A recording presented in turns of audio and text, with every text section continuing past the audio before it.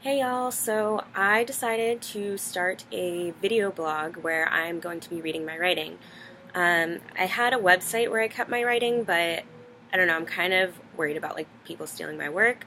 I don't know if this will make people steal my work any less, but yeah, my friend Denali gave me the idea. So I just kind of want to jump into it. I want all of these vlogs to be very informal, so I'm gonna try and not keep starting over the video every time I like mess up reading something or like hesitate. So that's what I'm gonna do. So I have this piece. It's only my like second time reading out loud, so maybe third. So bear with me. Um, yeah, I'll just get into it. This is about an exchange I witnessed on the train the other day.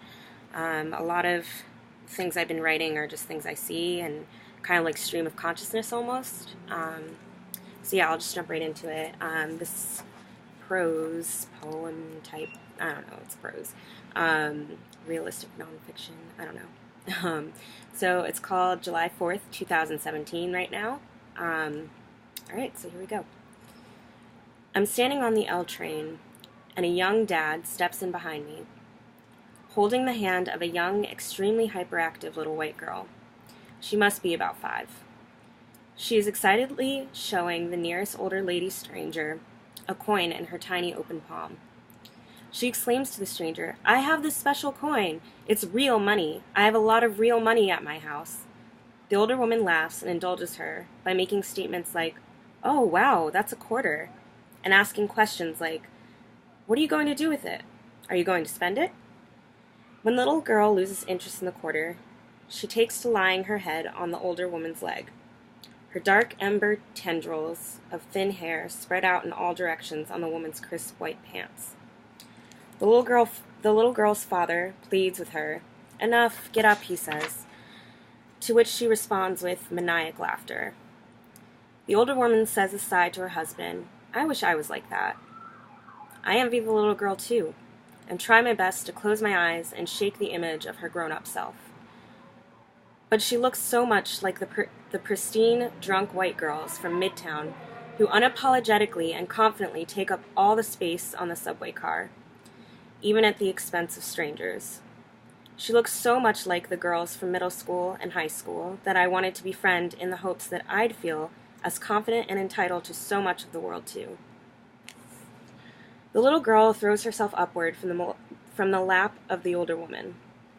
She sways and staggers, pushing silky mess of dark, shiny amber out of her eyes and mouth. She locks eyes on another young girl who stands quietly across the car with her family, occasionally poking the cheek and face, occasionally poking the face of her younger brother, whose cheek is resting on the shoulder of the father who holds him. Might need to rise that a little.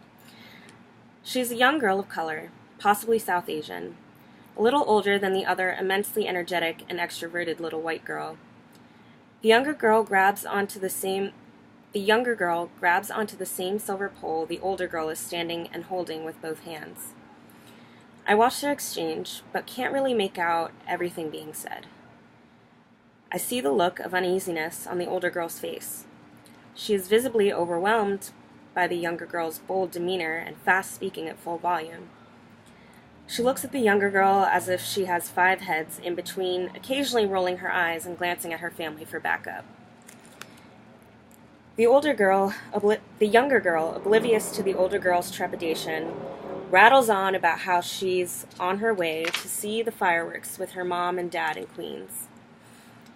At the next stop, the younger girl's father taps her, grabs her hand, and leads her off the train, alongside a large group of people, most of whom are dressed to the nines in red, white, and blue.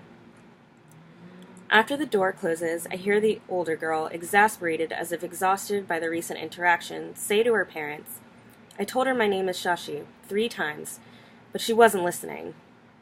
Without thinking, I almost say something along the lines of, "Strap in, Shashi," or "It only continues from here." I wouldn't destroy her innocence like that. It's cynical, sure, to compare the magnitude of adult white women speaking like incessant tidal waves over the women of color to this exchange, over women of color to this exchange. And I'm happy for the young white girl. I hope she doesn't lose her vibrancy and confidence the way I did as I got older and more aware of my identity. I wonder if there are statistics somewhere.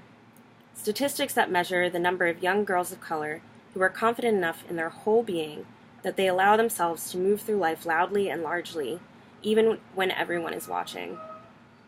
And I wonder how these numbers would compare to those of the young white girls that do so. I kind of want to hug Shashi, even though I'm sure she feels as though she doesn't need one. I miss that feeling too. I miss feeling that way too. Alright, so like I said, it's informal. Anyway, I hope you guys liked it. Shout out to everyone who's been encouraging me to continue writing this week, because I really needed it. Alright, love you all.